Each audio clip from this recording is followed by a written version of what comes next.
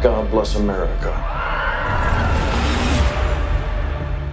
Yeah, it's about time I get around to this one. Full disclosure, I opted not to review Civil War back when it first premiered. Partially because it was right when I was getting this whole film critic thing off the ground, but mostly because I wanted to wait for the fervor to die down. This was the latest in what's become something of an annual tradition where a film will try to present itself as a political lightning rod that can drum up talking points on both sides of the aisle, and I had zero interest in kicking that hornet's nest.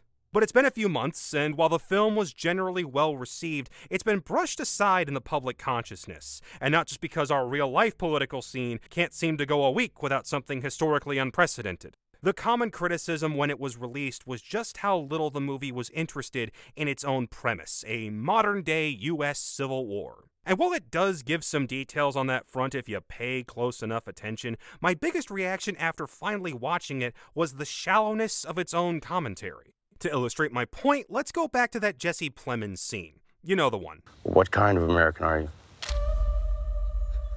This was one of the film's few effective moments, thanks in large part to Plemons being great at nonchalantly talking his way through atrocities. And you can see why it was used in so much of the marketing, as that particular line carries a lot of connotations. You assume he's asking the question because he's trying to gauge which side of the war our main characters are supporting, while also echoing real-life polarization in modern US politics. As an audience, we're inclined to imagine ourselves in that situation, and would presumably answer based on our political leanings. And Plemons' blank expression hidden behind those gaudy red sunglasses makes it nearly impossible to gauge which answer he's looking for, and which will have him raise that assault rifle he's holding. But watching the scene in its entirety reveals it was saved in the trailer's edit. It turns out Plemons is directly talking to Wagner Moura's character Joel in the scene, and after posing the question again, he elaborates. Central American, South American.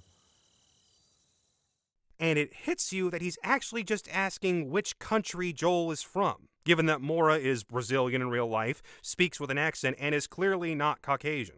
Plemons isn't being motivated by political leanings. He's just fueled by plain old xenophobia and racism, nowhere near as deep as it initially seems. And just in case anybody in the audience isn't catching on, Plemons shoots another character once they confirm they're from Hong Kong. And it's that shallowness that hangs over the entire film. It wants to address the political issues within the United States, but never names names. It's no great mystery who Nick Offerman is supposed to be imitating as the president, but the movie never bothers to show him actually do or really say anything particularly reprehensible. We're just told about it. And while the California-Texas alliance is meant to be this attention-grabbing concept that forces you to wonder what caused two diametrically opposed states to come together, we have virtually no idea how most of the country actually feels about the war. Let alone how the Western forces are able to steamroll their way into DC, or who has control over which parts of the military, of which we see very little. I get that Alex Garland wanted the film to be a conversation starter, rather than give us a definitive answer, but he went so light on the details that he neglected to show his work. To use a real-life example, this would be like making a film about the ongoing war in Ukraine and never bring up why the Russians are there.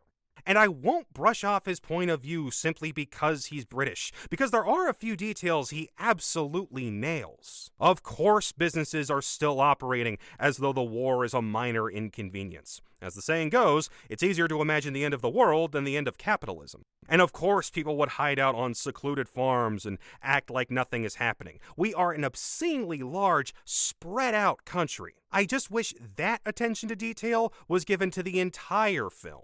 War is bad and American politics are polarized are basic but accurate statements. Problem is, that sentence took about 3 seconds to read, and the film has 109 minutes to fill, and it doesn't do a great job at that. Which brings me to my second big issue with Civil War. A common refrain Garland gave in interviews during the film's promotional tour was wanting to present journalists as heroes. Something personally I can get behind. Yet the film does shockingly little to illustrate what reporters actually do, especially in an active war zone. The story sees Moura and Kirsten Dunst, one of the film's lone bright spots, as a pair of journalists working for the real-life news agency Reuters.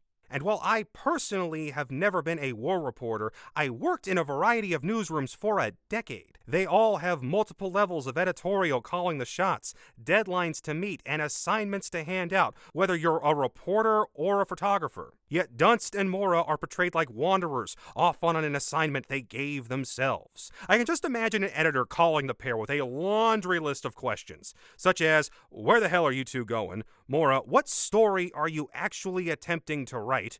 Kirsten, why do you keep sending us photos unaffiliated with the story you're pursuing? And why the hell did you bring a 23-year-old along who doesn't seem to be working for anyone? Look, in the grand scheme of things, I get what Garland was trying to go for. And I also feel like his aspirations clashed with A24's in-your-face marketing campaign and those ridiculous AI posters. But this movie is the equivalent of a homework assignment where the teacher hands it back to you with the lines, "Show your work," scribbled across the top. It's gorgeous at times, and that final war sequence is well done because Garland is still a quality director. But this is a lot of sound and fury signifying very little. If you skipped it in theaters, don't bother now. Thanks for watching.